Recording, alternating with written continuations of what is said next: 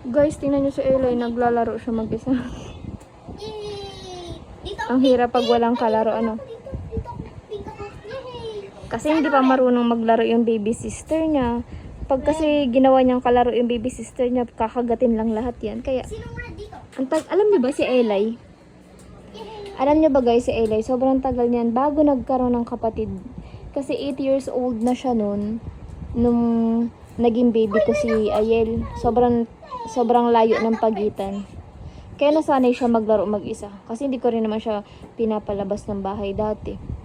Kaya ayun, Team dito, yay! tinan mo, sanay siya maglaro mag-isa guys. Dito. Kaya naawa na ako sa kanya, binigyan ko na siya ng kapatid.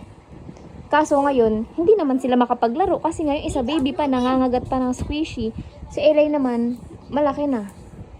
Sino ang green? Wala. Ayan, ganyan lang siya, naglalaro siya mag-isa guys. Tayo na lang partner. Wala tayo.